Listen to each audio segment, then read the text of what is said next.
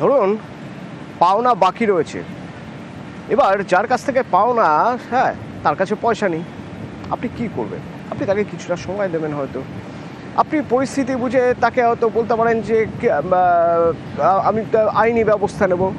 আপনি আবার ভাবতে পারছেন তাকে গিয়ে রীতিমতো চাপ দেওয়া হচ্ছে, পয়সা নেই তো কিডনি বেচে দাও, কিডনি বেচে দিয়ে পয়সা ফেরত দাও। এবং কোথায় কিডনি বেচবে সেসব ব্যবস্থাও নাকি করে ফেলা হয়ে গেছে, একদম ফুল সেটিং। সেখানে গিয়ে কিডনি বেচে সেই পয়সা পাওনাদারের হাতে তুলে দিতে হবে। অবাক হচ্ছেন? আরও বিস্তারিত জানবো, আমার সঙ্গে হাওড়া থেকে সরাসরি রয়েছে দেবাশিস। দেবাশিস, জগৎবল্লভপুরের এই কিডনি বেচে পাওনা মেটানোর ব্যাপারটা কি?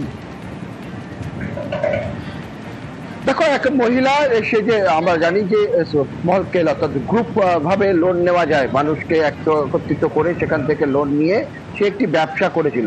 দুটি গ্রুপ থেকে মোটা অঙ্কের টাকা, প্রায় 9 লক্ষ টাকা তিনি ধার করে এবং সেখান থেকে সে একটা ব্যবসা শুরু করেছিল।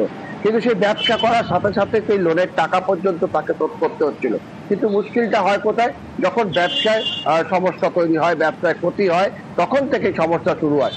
বারবার করে পরিবারে একাধিক জিনিসপত্র বিক্রি করা, সোনার গহনা বিক্রি করে একাধিকভাবে টাকা অনেক সময় মেটানো হয়েছিল। কিন্তু সেই টাকা বারবার করে লোন সংস্থা যখন অন্যান্য মানুষের থেকে দাবি করছিল, তখনই কিন্তু সমস্যা তৈরি হয়।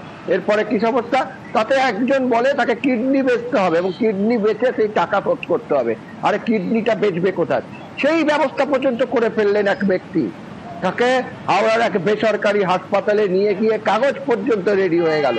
হাসপাতাল কর্তৃপক্ষ যখন দেখলো যে এইটি টাকা পয়সার একটা লেনদেন চলছে, এই কিডনি বেচার একটা চক্র তৈরি করতে পারছে, তখন তারা কিন্তু সেই কিডনিটা নিল না। এরপরে কিভাবে টাকা উদ্ধার হবে? এই কিডনি যখন বিক্রি হলো না, তখন টাকা পয়সা উদ্ধার করতে এই মহিলার বাড়িতে চললো লুটপাট। যারা যারা এই টাকা পেতেন তারা এসে ঘর ভেঙে কার্যত লুটপাট করে গ্যাস সিলিন্ডার থেকে শুরু করে উনুন পর্যন্ত নিয়ে চলে গেল। এমনকি ফ্রিজ যা ছিল সেগুলিকে কাঁধে করে করে করে গ্রামের মধ্যে দিয়ে তারা সেগুলিকে নিয়ে চলে গেল, কার্যত বাড়ি ঘর তছনছ করে। এরপর মহিলা জগৎবল্লভপুর থানায় অভিযোগ দায়ের করেছে। ইতিমধ্যেই গোটা ঘটনা তদন্ত শুরু করেছে জগৎবল্লভপুর থানার পুলিশ। কিছু ফুটেজ রয়েছে, সেগুলি দেখে দীপিকা সাঁতরা, প্রশান্ত সাঁতরা, এই ব্যক্তিগুলো কয়েক লক্ষ টাকা চুরি করে নিয়ে পালিয়ে গেছে এবং সেই টাকাগুলো আমাদের জোর করে এসে গ্রুপ লোনের লোকেরা এসে হুমকি দিয়ে করে টাকাগুলো নিয়ে যাচ্ছে এবং আমরা দিতে পারছি না। আমাদের অবস্থা করুণ অবস্থা।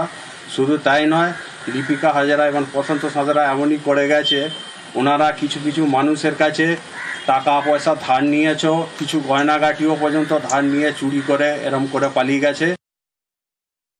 আমার দেনা হয়ে গেছিল, টাকা সুদে খাটিয়েছিল, আমি সেই সুদ দিচ্ছিলাম, দিতে দিতে আমি আর পাচ্ছি না দিতে। আমাকে কিডনি বিক্রি করার জন্য প্রেসার দিল যে তোকে কিডনি বিক্রি করে দিতে। আমি বলেছিলাম যে আমাকে সময় দাও, আমাকে 10 বছর সময় দাও। ওনাদের নাম আছে ফুলটু পড়ে, সমীর পড়ে, পিউ অধিকারী। আমার বাড়ি ঘরদর ভেঙে লুট করে সব কিছু নিয়ে চলে গেছে। আমার বাড়িতে অনেক কিছু জিনিস ছিল, সব কিছু নিয়ে চলে গেছে।